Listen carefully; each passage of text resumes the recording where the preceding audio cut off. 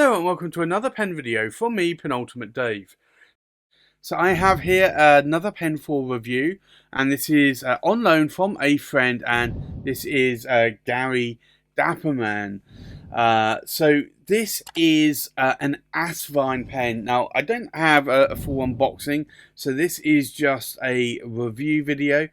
Now if you haven't seen, there are some very cheap semi-demonstrator pens coming, and these are the Asvine pens, and I have to say these actually look pretty good.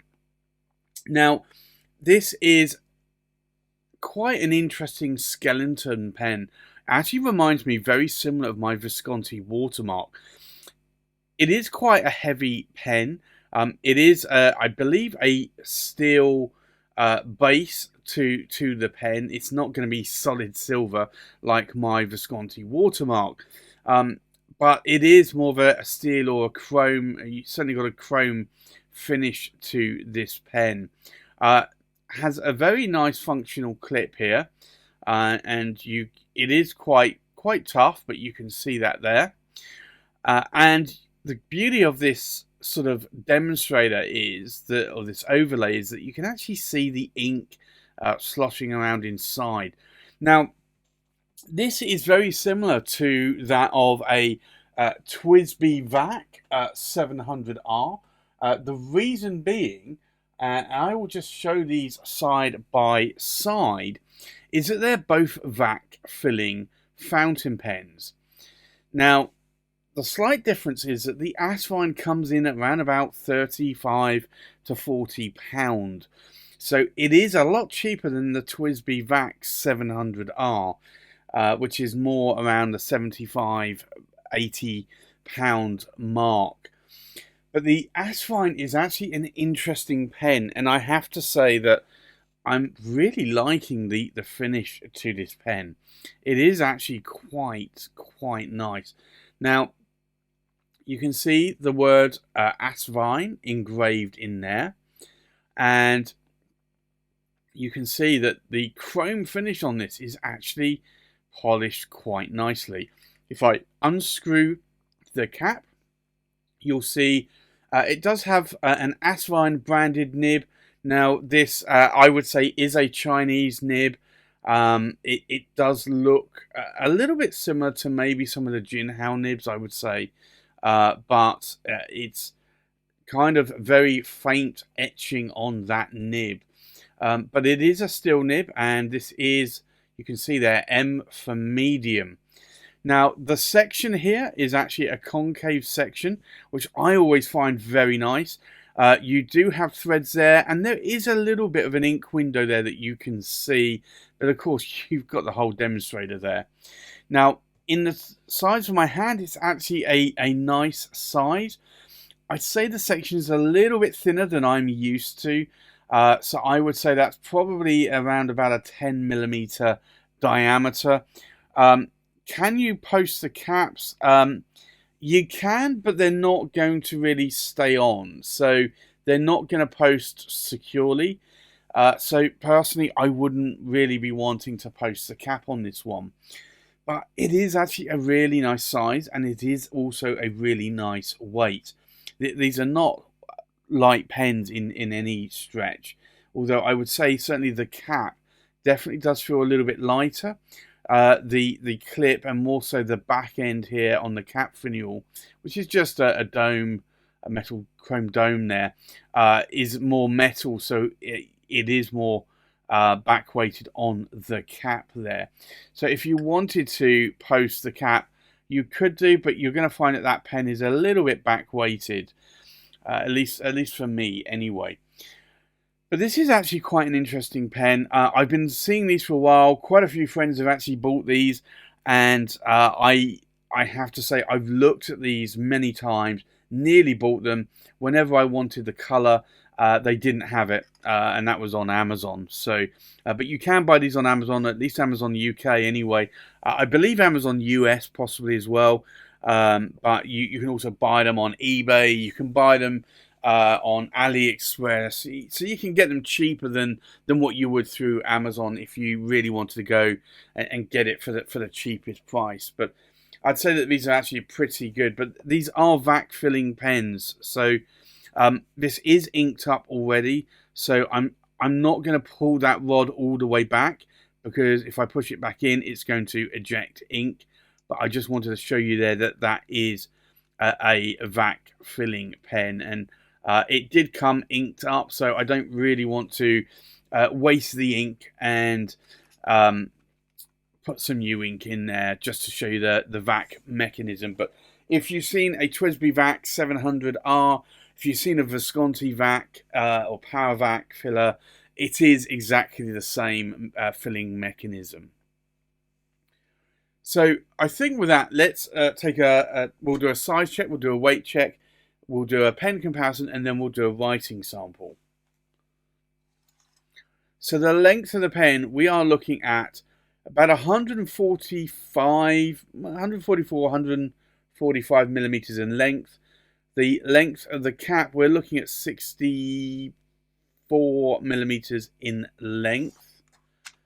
And then if we check the length of the pen to the tip of the nib or tip of the tines, we're looking at about 130 millimeters in length.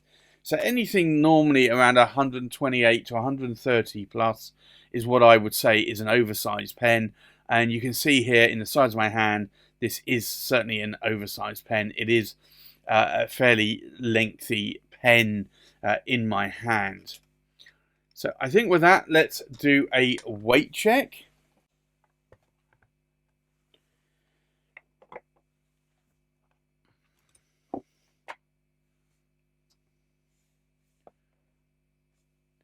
So the full weight of the pen inked up, we are looking at 53 grams in weight. So that is quite a heavy pen. The weight of the cap, we're looking at just under 22 grams. And then the weight of the body, obviously inked up. It's going to be very difficult to try and stop this from rolling. Just over 31.5 grams in weight. So that is quite a heavy pen compared to a lot of pens on the market today.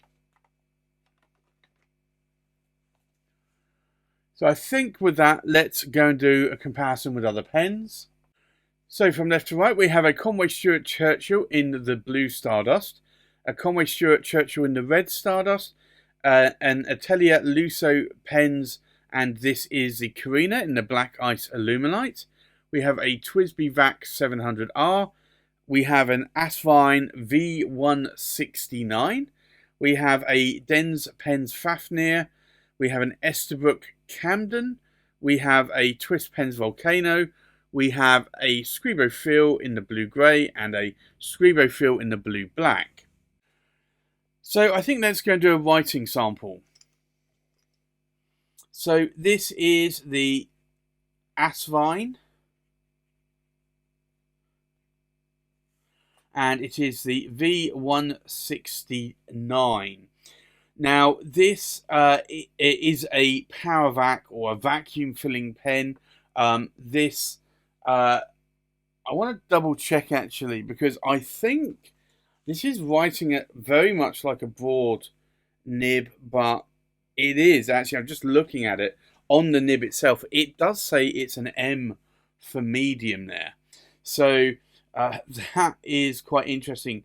Now, I do have a teal ink in here, and this definitely is drying out quite a bit. Now, this might be the nib, but I think it's more the ink here. So the ink in here today, actually I will say that this is a steel nib. The ink in here today is Diamine, and it's Teal Breaker. And this isn't an ink that I've used before. It has come inked from Gary, Gary Dapperman, or dapperman.net. Now, in terms of line variation, I really do want to say that this is putting down more of a broad line. If I push it, you can certainly get more of a broad line out of it. And you can see the figure of 8, and you can also see that there are no hard starts or skips there. So I think the nib is actually tuned quite well. It does actually write very much like a Yovo broad nib, I would say. Now, in terms of ink wetness, let's take a look. I'd definitely say this is looking quite wet. It is a teal ink, and I typically do find teal inks, though, to be not on the super wet side, but still fairly wet. Now, you can see there's also feathering going on here on this Oxford Optic paper. So there, it is putting down quite a wet line there. Now, this is an interesting pen because this is essentially a vacuum filling pen that has come out of China, and this, I want to say, is actually probably a first that I've actually seen. So this retails around about 35 to 40 pound in weight, and it is a very interesting pen. Being a power vac filler, being a skeleton as well, I have to say that this is quite an interesting price point. I do like the water drop shape sort of overlay that they've got here as well. I do like it's in a chrome finish. You can get this in a gold and a bronze, I think, or brass finish as well. I think that the silver looks really nice, or the chrome. The gold also looks quite nice as well. I think I might actually have to pick up a few of these because at that price, they are really good writers. At least this nib. Now, I don't know if Gary has made any tweaks to this nib, but I think I will probably try and pick one or two of these up myself and give it a try and see what the nib's like. I can actually tune my nibs quite well, so even if the nib came scratchy, I should be able to resolve that without a problem. But this one writes very smooth and very nicely. So I'd have to say that so far I am quite a fan of this in terms of what the pen looks like, the weight of the pen, and how it writes, along with the price as well. So there you have it. That's my review of the Asvine V169 pen in a medium steel nib. Thanks for watching. Please like, comment, subscribe, and I'll see you on the next pen video. Bye-bye.